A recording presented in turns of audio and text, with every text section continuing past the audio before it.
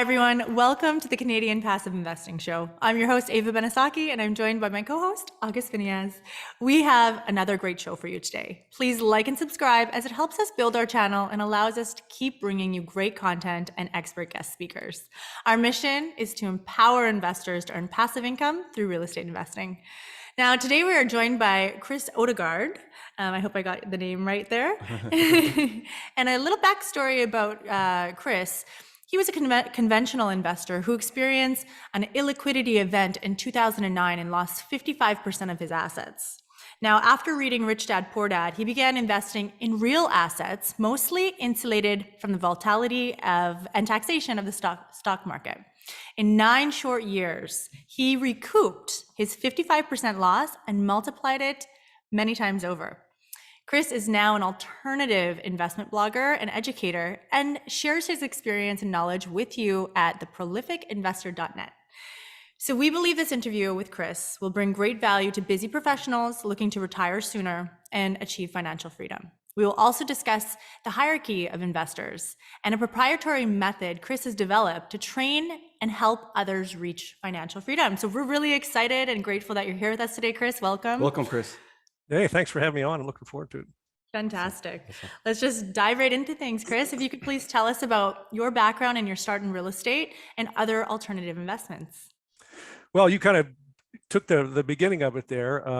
So yeah, I was a conventional investor for many decades, and I was on what I call the slow path to mediocrity. With retirement and financial freedom so far out there, I needed a telescope just to see it. And then I had this illiquidity event, and after losing 55% of my assets and thousands of dollars a month in cash flow, there was no way in my mid 40s that I was going to get there on the conventional path. So now the conventional path got even more mediocre, if there is such a thing. And as you mentioned, a friend of mine had said, "Hey, Chris, you got to read this book. You got to read this book." And I dutifully bought the book and set it on the nightstand. And there it sat for longer than I care to admit. And of course, the book was Rich Dad, Poor Dad. And yeah, I read that. And then I just started pulling every lever I could in terms of, trying all types of alternative investments. And lo and behold, about the time, I don't like to use the word retirement, because retirement, if you look up the definitions, means to take out of service. And I feel like I'm far from being out of service. But around 2018, when I was getting ready to fire the man, as I like to call it, I started my blog at theprolificinvestor.net, and I talk about my experience. And there's really nothing theoretical on my website. It's all stuff that I've tried, and some of it worked really well, and occasionally it doesn't go so well. And I put all that in there. And kind of the same mission as you guys is just to help people on a better path and get there faster and more efficiently than stocks, bonds, and mutual funds through a 401k or RRSP or TFSA, whatever. So fantastic. Great story. We really enjoyed for you sharing it. Now, talk to us about that transition. Now, there was an event in your life that kind of was the impetus for you to look for alternative investments, look for other ways, that the conventional ways that existed. You had that push. But and what was the first step you took? Obviously, you educated yourself, read the book, but when you went out there and saw the type of investments that exist, what kind of caught your eye, and why was that the case? Well, after I read the book, I was actually sitting in my post-divorce condo. That tells you what the illiquidity event was.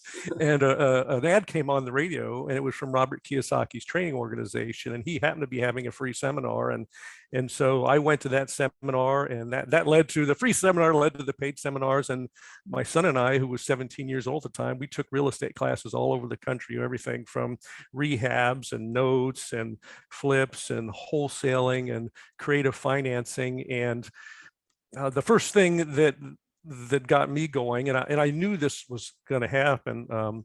My daughter when she finished her freshman year up at Bellingham, not too far from you guys, she said, "I don't want to live in the dorm anymore." And I was like, "Well, I'll be damned if I'm going to pay somebody else's mortgage up there for the next 3 years." So she and I bought our first duplex. When I say we bought it, it means her name was on the deed. And it was the time when President Obama had his first time home buyer credit things. And so we got a $10,000 or $15,000, cash payment for her first time home. And so she lived in one half and rented one room, and then we completely rented the other half. And she was doing part of the property management duties up there as a sophomore in college, and I was doing other things remotely from 100 miles away. And that was the first investment. And then there were some other smaller, some single families and some other small multifamily rentals. And then I became very enamored with notes and performing and non-performing notes. And so I did that for a while. And it was kind of touted as, the benefits of real estate without all, tenants, termites, and toilets. And I actually found that notes were way harder than tenants were because of the regulations, and all the servicers they were just awful. It was all the things that they couldn't do. And so anyway, I got out of notes. And explain briefly, Chris, what notes are, just for people that might not know. Yeah, so if you own a house and you have a mortgage, that's a note or a promissory note. Now the bank might own that mortgage, but believe it or not, I could also own that mortgage. And sometimes, and the ultimate remedy that the lender has is if the borrower stops paying, they foreclose. And so, and after the great financial crisis in the United States, when the banks suddenly found having all these houses on their balance sheet, they realize, we're in the banking business. We're not in, the home owning and renting and property management business. So what banks started doing more after that is, instead of foreclosing on the borrower and taking the property, they would just sell off the bad debt. So at a discount. And so investors like me could buy that. And now I would own this person. I might spend $25,000 on a note that has an unpaid balance of 50 with a house that's worth 60. And so now, and my goal was to try to work out a solution with the borrower. And since I'd only paid half of what the note was worth, I had a whole lot of flexibility in terms of changing the terms, the interest rate, the term, forgiving some of the principal, putting payment, overdue payments on the back end. And so I did that until I decided I didn't like it anymore.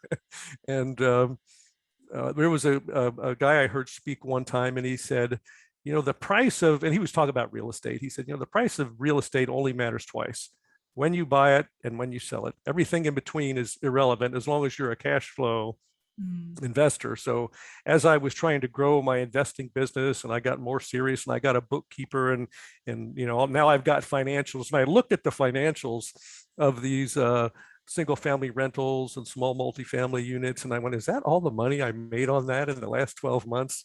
And so I pretty much, oh, and another thing somebody said is, every year you should take a look at what you own and ask yourself, knowing what I know today, would I rebuy that asset again? And the answer across the board for most of it was no, I wouldn't. And so then I learned about, multifamily, well, syndication in general. For me, it's primarily multifamily, but you can syndicate anything: ATM machines, multifamily, self-storage, a Broadway play. Yes. So I learned about that, and I was like, wait a minute, you mean I could make, let's just say make a little bit less, but I really think that I make a lot more in syndications, handing my money over to a professional, yes, than I could ever do on my own. And all I got to do is sit back and have the money come in. Of course, you got to pick the right team. Yes, and we're going to get into that, Chris, because we love the syndication. Syndication model is a model that I fell in love with, and left my business as a builder to focus on this syndication, because you get the chance to help many people and all the other benefits. But we'll touch on that quickly. So and before we touch on that, I just want to step back. I love Chris's story. He went through some hardship. He read the book, and then you dabbled in a lot of different kind of real estate things that you did on your own. So you really learned a lot of lessons along the way, gained some experience, and here you are today, I believe, writing a blog for other people to guide them and to help them, so they don't have to go through all the mistakes, years of learning and that experience. So I really have a lot of respect for that, and it's very inspiring for a lot of people. Thank you. Of course. Now, speaking of giving your money to somebody else, that's being a passive investor, right? So maybe you could talk to us about your journey of being a passive investor, and how do you decide like what operator to partner with, and all the deciding factors? So I first, when I was doing notes, I was buying my notes from a particular organization, and they set up a note fund or a syndication. And when he started laying out the numbers and saying, look, all that stuff that you're doing, you could just hand your money over to us, and we're gonna. And so my first syndication was in a couple of different note funds, and then I stumbled across, through the beauty of technology and podcasts and YouTube, I stumbled across other people, and I really became enamored with, and still am, with the multifamily space. And so that's primarily what I do.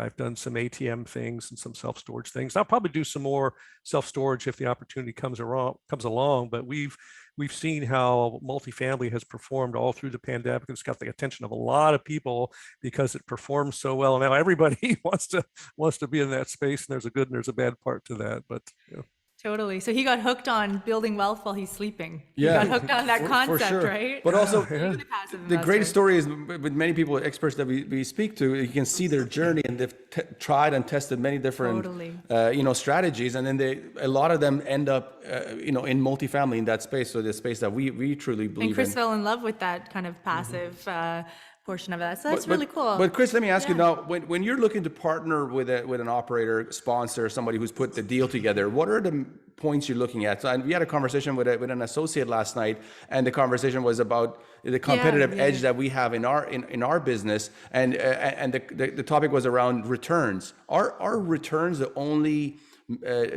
factor that an investor, an astute passive investor like yourself looks for, or is it the team? Is it the track record? Is it the returns? Is it preferred returns that have to be involved? Tell us about what is your recipe that when you look to partner with a sponsor?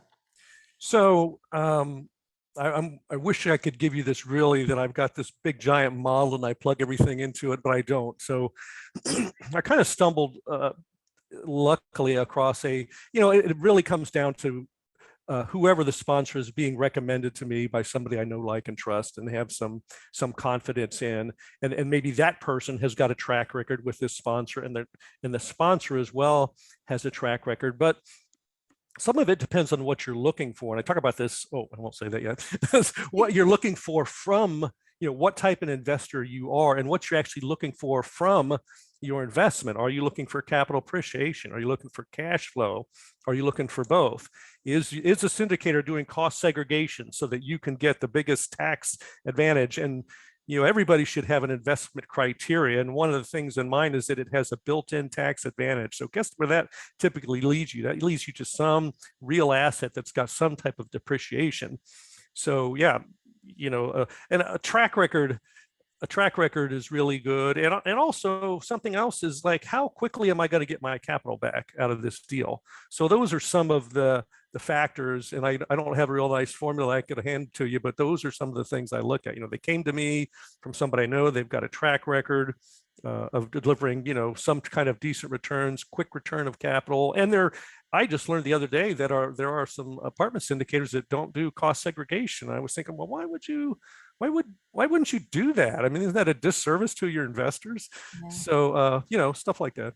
Yeah, so he really started out with that know, like, and trust, right? Yes. Know, like, and trust. I believe it's a relationship game. So it starts out with that key foundation. Let's move on to our next question. How is your portfolio currently diversified? Yeah, especially with you being involved in so many different businesses and spaces currently, what does it look like? What portion of it is in the syndicated multifamily space? What portion of it is, it is primarily multifamily. So I would say I'm not very diversified. If a conventional financial planner would say, well, you should have this little bit of your portfolio in alternatives. I have almost all of my portfolio in alternatives. I almost no stocks, bonds, mutual funds. So I'm not diversified in that way. Most of it is in multifamily real estate with only one or two syndicators. I have done some ATM syndications. I've done some energy stuff, and like I said, some self-storage. And I'm also a big believer that, and this came from more of a conventional a finance guy when I was looking to make my exit, fire the man, as I like to say. He said, Chris, let's say your monthly expense load is $10,000 a month. He said, we should try to build some portion of that 10,000 as a guaranteed source of income. Now, if you came from a company that had a pension, there's a guaranteed source of income. You could also buy some annuities. So what we did is we between some pensions from former employees and some annuities, we built up, a guaranteed base of income, and that almost covers all of my daily living expenses. I get four paychecks a month, day in, day out, and everything else I do is just kind of gravy on the top of that. And so, but yeah, it's mostly multifamily. Nice. Okay, great. Oh, that's really good to know. That's really cool. Awesome. So yeah, we're excited about this part. We want to talk about the hierarchy of investors. How did this strategy and guide come about? And maybe we can talk about how investors can use it for their benefit. And what we're going to do is we're going to go ahead and share our screen. Okay. So that way we can pull up the Give me one moment hierarchy here. of investors diagram itself, and you can kind of go through it with us. That would be great. There we are. Yeah. So in 2018 and in early, I started my blog in 2018, and probably sometime in 2019, a couple of people said, "Chris, what are you?" It wasn't clear. They said, "What are you trying to do with your blog?" And the first thing that I thought of, I don't know if you remember back from your school days, something called Maslow's hierarchy of needs. And that was a theory of psychology developed a long, long time ago. And Maslow said that, the way humans work is, they go from one level to the next. And the first is, the physical needs, food, water, and shelter. And then, you get safety and security and belonging and love. And at the very top of the pyramid, you get to something called self-actualization. And so that's kind of what got me started on this. So if you look at this hierarchy of investors, and I did this purposely, down, not even on the hierarchy, in the shadow are the conventional investors. They're not even on the ladder, so to speak. They're down there. That's stocks, bonds, mutual funds, and ETFs, through 401ks and IRAs. So they're in the dark down there. And then as you get on this, I call it pyramid or hierarchy. I use those two terms interchangeably.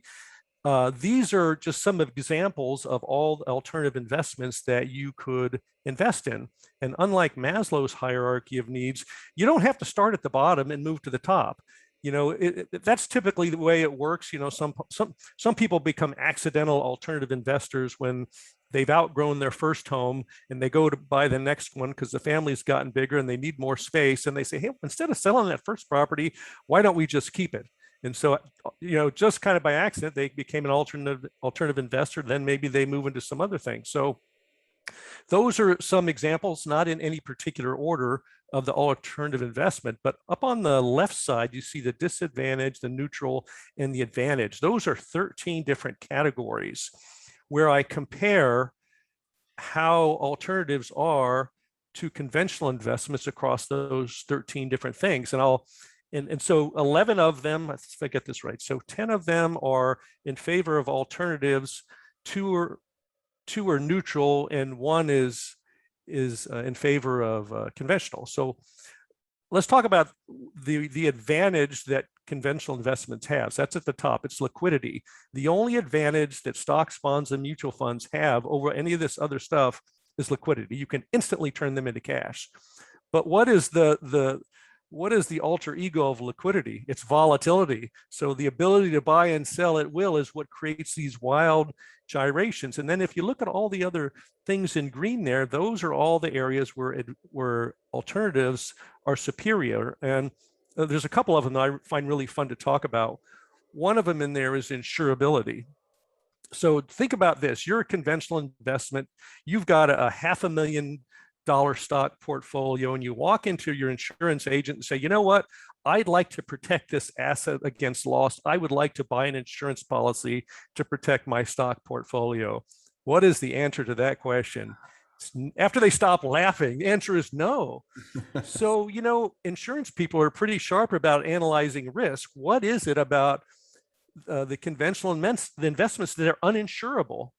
I mean, you would never, people will pour money into their, these retirement plans, way more money than they in their house, and they would never think of owning a house and not having it insured. So, But with alternative investments, if you've got an apartment building or a single family rental or a piece of earth moving equipment, guess what you can get? You can buy insurance. And another one is leverage. So if I'm a brand new investor, a conventional investor, and I want to go out and buy $100,000 and build a portfolio, and I go to the bank and I say, look, I've got $20,000. I would like to borrow $80,000 from you to build my stock market portfolio. After they get done laughing and tell you that they don't lend against conventional investments, there's another thing. So bankers are pretty smart about, what's good collateral and what's not, and conventional investments are not. So, but it's unusual. It would be very unusual to buy a piece of real estate without leverage. So, and then just one more is the returns. If the S&P 500 is kind of the benchmark for the overall stock market in the United States. And since its inception, it's delivered an annual rate of return of about 9.8%. It's very common to have rates of return at the low end starting at 15% and up to 40% in alternative investments. And that just, when conventional investments, they just think I'm either a scammer or I'm doing something illegal when I tell them I routinely make returns like that. But it's very possible. It's all legal. It's all ethical. And so I've used this to try to explain why the people that are down there in the dark need to think about looking up and changing the way they invest their money if they ever want to get to a place where they can make work a choice instead of a necessity.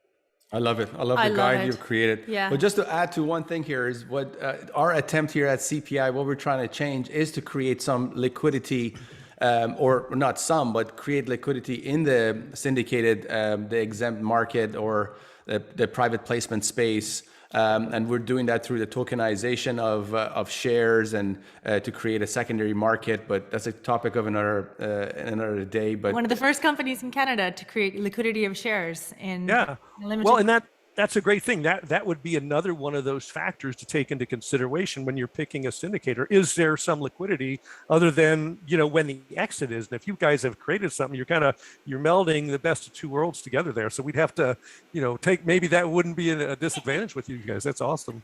Great, awesome, really. Thanks for putting this together. This really could make people's minds expand that are really stuck in the shadows. And I love that how you put it in the shadows, because that's the truth. I mean, it's the stocks and bonds and mutual funds is made to seem that they're the safe investment, but just like Chris said, the volatility that exists is, compared to real estate is, totally night and day. Yeah, and people don't know what they don't know, right? Even when you were saying that you were talking to your financial advisors and they're like, that's a scam, there's no way. Our advisors here too were like, you guys got to take the numbers down because it sounds a little bit too good to be true.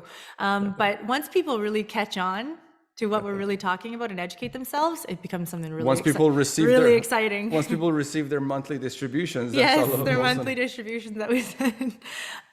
Thanks for explaining that. Now, why don't we go ahead and talk about your book? And I love the title. It's called Get Off Your Ass and Manage Your Money, Why You Need Alternative Investments. So let's chat about that and all the goods that are going to be in there. And I'm not sure if it's published yet or not. It's it's supposed to be mid-October, and we're coming up on mid-October, so we're very close. There's still a few things going on. We would really like to call the dibs on having a signed copy of that book when it No problem. You can do that.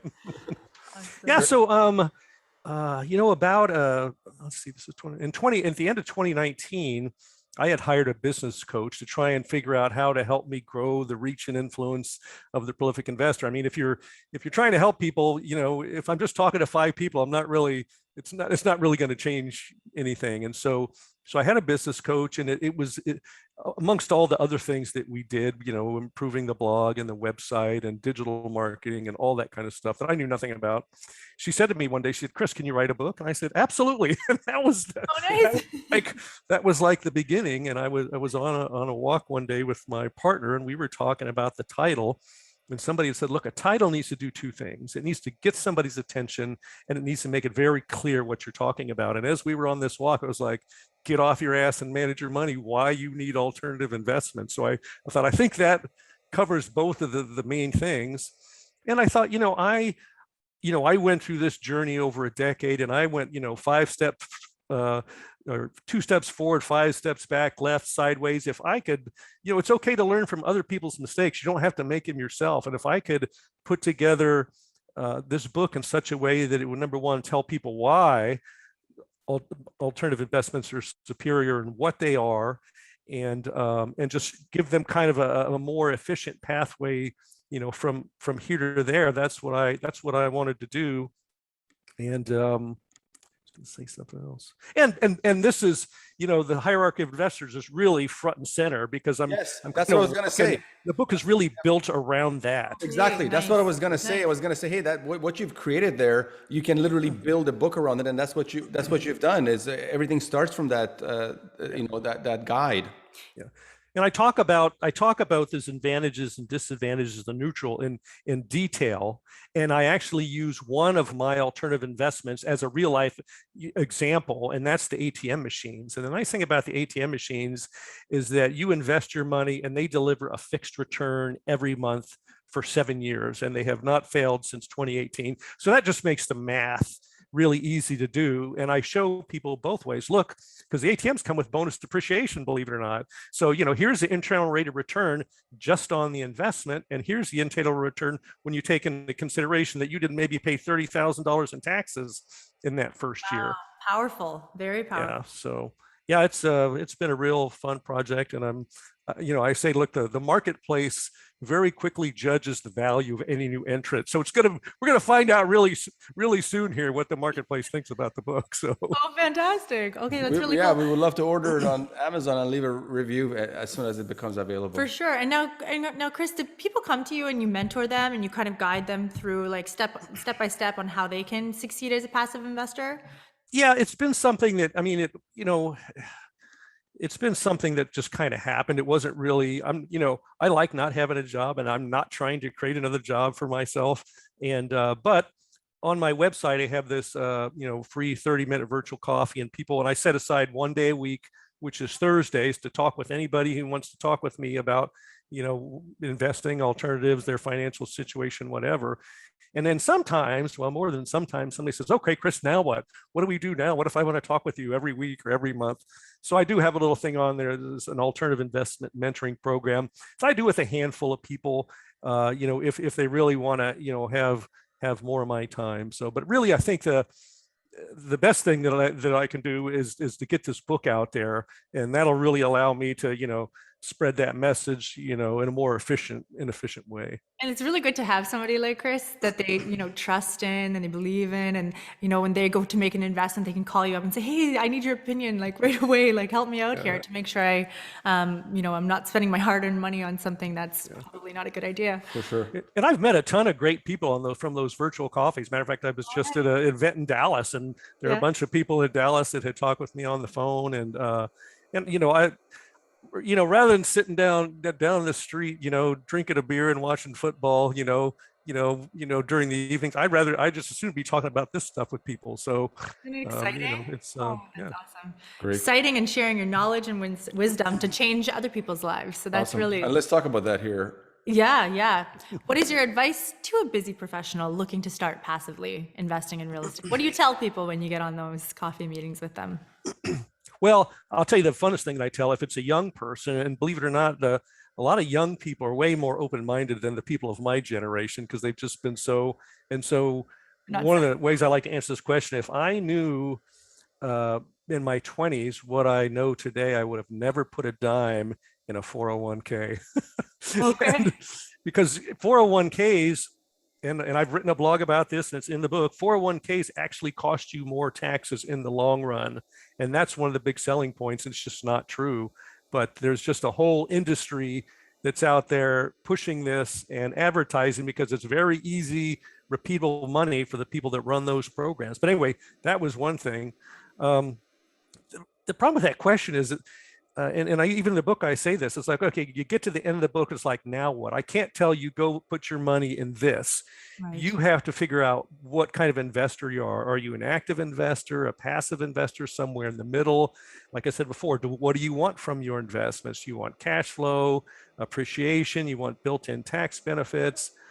So it's it's really a matter of educating people about all the different things that are here and what they can do for you. And then, and you need to listen to podcasts and you read books and you travel. And then eventually, after you've kind of immersed yourself in this, after a while, you'll go, oh, you know what? I kind of think I like that.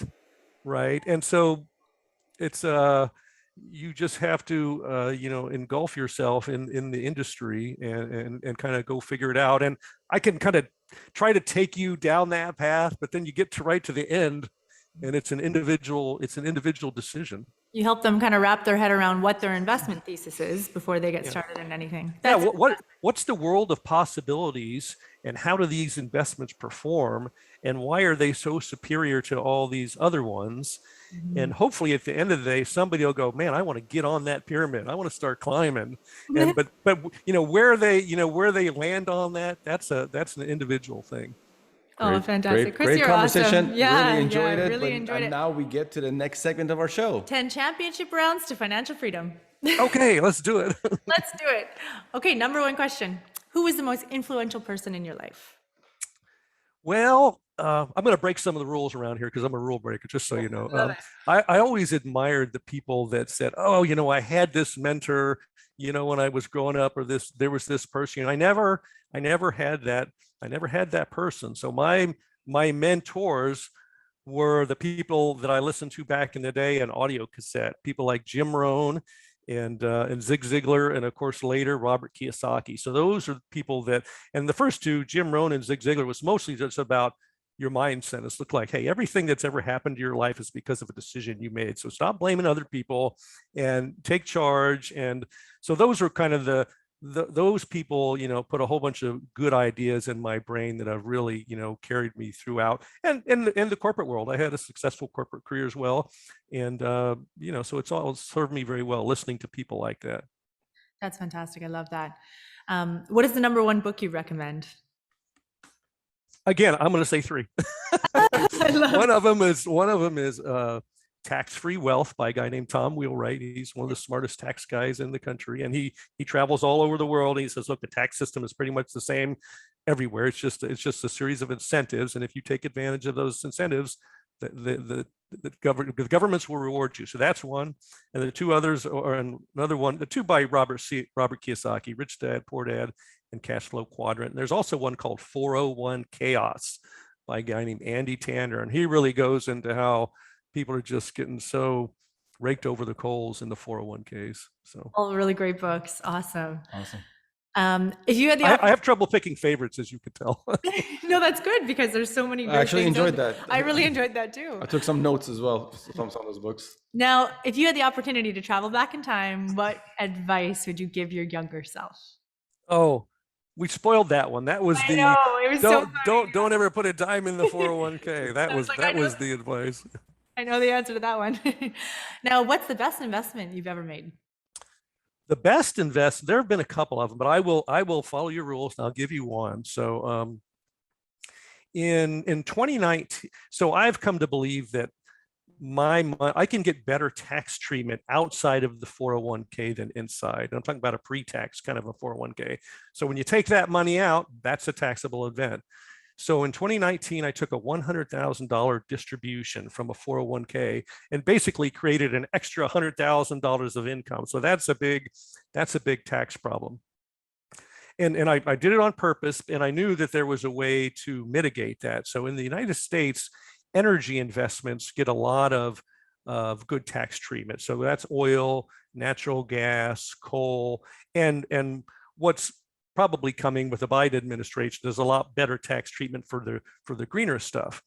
But anyway, so I made that $100,000 distribution, and I turned around and put that $100,000 into an energy investment, and I got the bonus depreciation. I got a $100,000 loss, but unlike what you get with multifamily, I was able to use this to offset any type of income, not just passive income.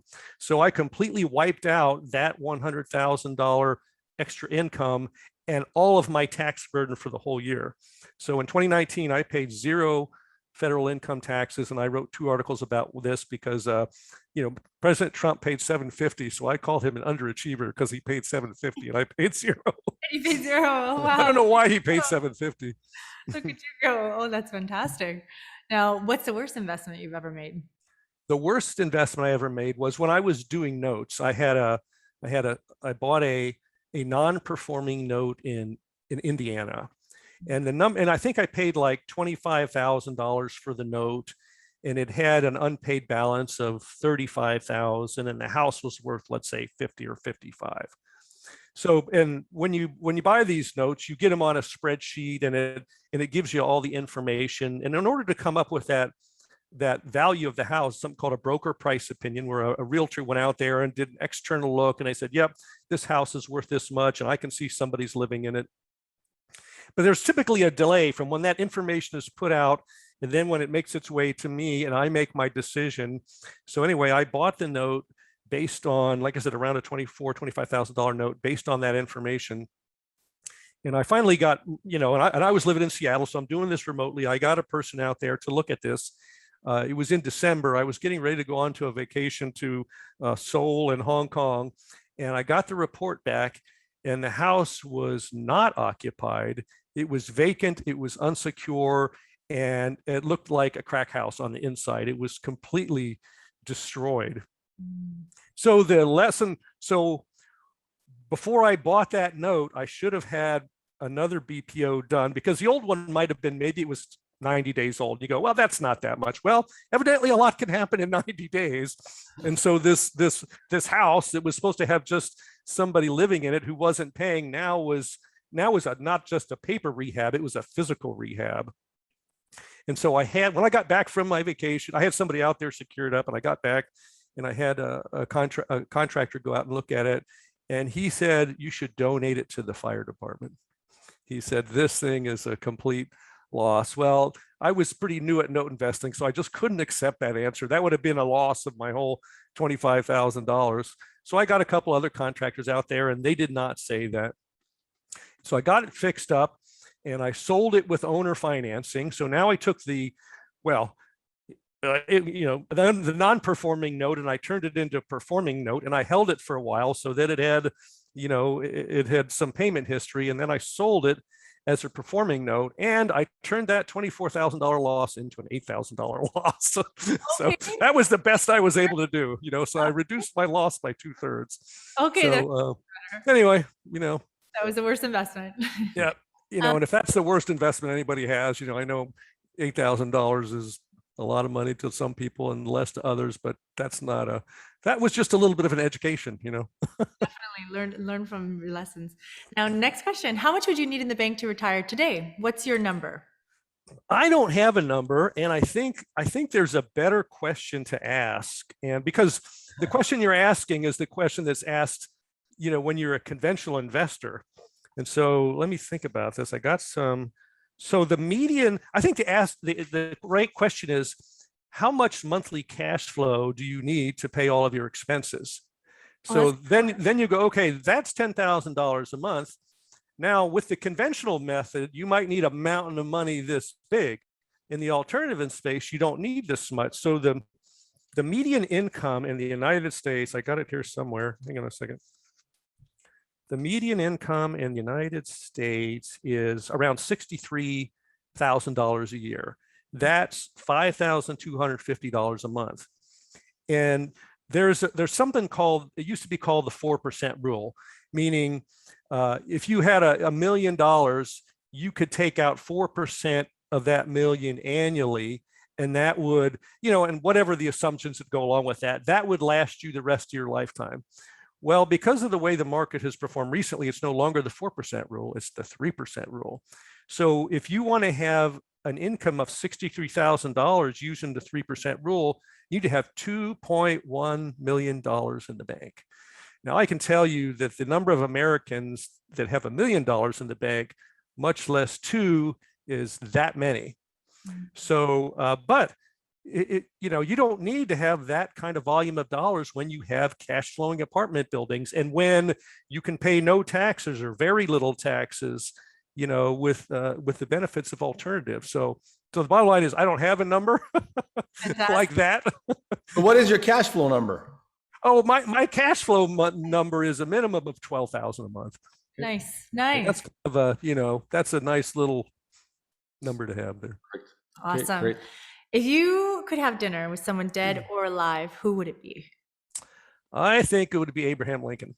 Just talking to him about what he was doing, and the Civil War, one of the toughest times in American history. I think that would just be a great conversation. Awesome. If you weren't doing what you're doing today, what would you be doing now? Well, two things. If I had just stayed on the conventional path, I'd still be working for the man somewhere, 9 to 5, making somebody else wealthy. And if I wasn't doing this, I'd be a singer-songwriter. Nice. I love that. Okay, cool. This is my favorite question. Book smarts or street smarts? Street smarts. Right on. Yep. Last question. If you had $1 million cash and you had to make one investment today, what would it be? And I bet you I can guess his answer. Well, what I'm doing is working. It would be apartment buildings. So via syndication. Nice. Awesome. Love it. That was a great That's show. a wrap, Chris. Thank you so much. What's the best way people can reach you? Yeah, if you go to theprolificinvestor.net, there's a handful of ways to interact with me. At the very top, there's a conventional wisdom quiz, and there's 10 questions, and they're trick questions. So most people are going to be answering them in the conventional way. Then I'm going to tell them why that's not right and what the answers are. And they can also have a free virtual coffee with me. And there's a little star up there right by my face, and it says pre-order the book, and that'll turn into order the book here, hopefully in the next couple of weeks. So fantastic. Amazing. Oh, that'll be Awesome. a great book for everybody to read. I hope so. We really appreciate you taking the time to come on our show today. Oh, my pleasure. I'm honored to be here. Thanks for having me on. Thank you, Chris. Thank you, Chris.